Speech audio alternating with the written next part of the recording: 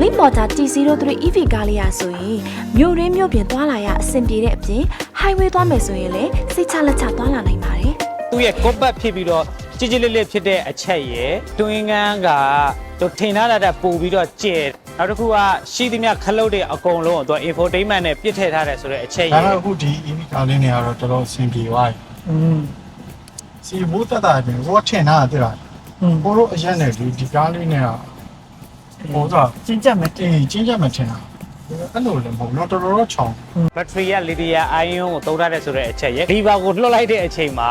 သူကဘက်ထရီကိုသူက recharge ပြန်လုပ်ပေးတဲ့ system ရဲ့ဘက်ထရီအကုန်လုံးမှာသူက cooling system ပေါ့နော်အဲ့ဒီ cooling system ထည့်ပေးထားတယ်ဆိုတဲ့အချက်ရဲ့အဲ့လိုမျိုးအချက်လေးတွေကြောင့်ဒီကားလေးကစိတ်ဝင်စားဖို့ကောင်းပါတယ်မြို့ရဲဘက်မှာကားမောင်းနေဆိုလို့ရှိရင်ကားတက်တဲ့နေရာတွေမှာဆိုလို့ရှိရင်ဒီကားလေးမောင်းရတာတော်တော်လေးအဆင်ပြေတယ်ကားလေးကလေလုံးလုံးတေးသေးချစ်စရာလေးဆိုတော့တုံးလိုမျိုးကားပဲမောင်းတက်ပြီးတော့ပါကင်မထိုးတတ်တဲ့သူတွေတို့ဆိုလို့ရှိရင်တော့တော်တော်လေးအဆင်ပြေတယ်Link Motor T03 ရဲ့ကားနောက်ခန်းဟာဆိုရင်210လီတာအထိဆန့်ပြီးတော့နောက်ခုံတွေကိုခောက်လိုက်မယ်ဆိုရင်908လီတာအထိဆန့်တာကြောင့်ပစ္စည်းတွေအများကြီးတင်ကျင်တဲ့သူတွေအတွက်လည်းအဆင်ပြေပါရဲ့ရှင်။